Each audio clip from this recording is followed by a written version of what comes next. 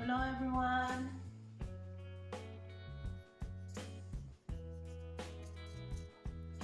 Gumawa na naman ako ng merienda ko. Yung corn powder. Corn powder, dalawang egg, at saka kunting flour. Basta corn powder to. Yung mais ba na grind siya, yung powder. Tapos, lagyan ko lang ng sugar sa taas. Yung hinalo ko nito, yung minix ko lang itlog. At saka water.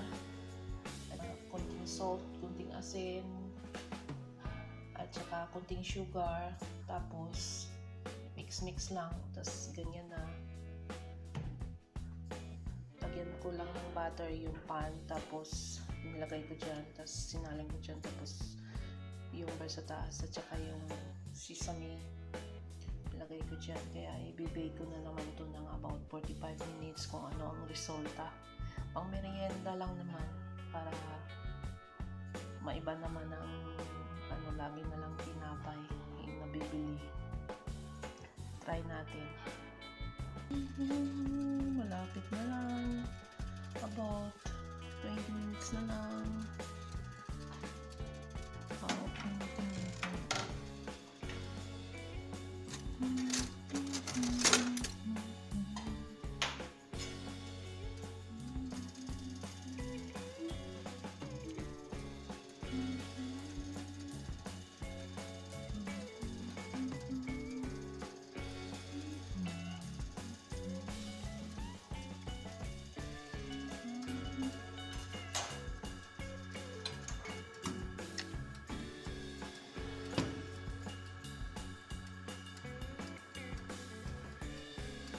Adjust ko na lang ng konti kasi parang luto na.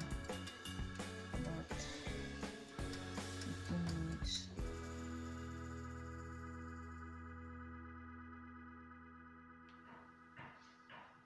Hello everyone! Sarap ng amoy. Mais na mais talaga.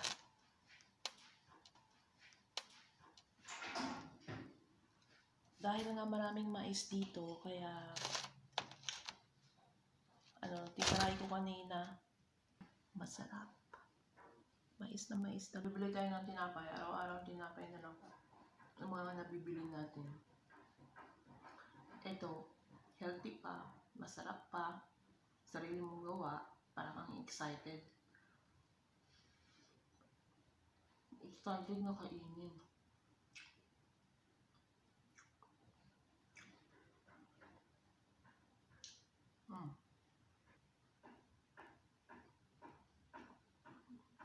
Malinamnam siya kasi sa butter at saka egg. Naluan ko na rin siya ng konting cornstarch para hindi siya buhaghag kasi mais nga. Salamat sa panood ninyo.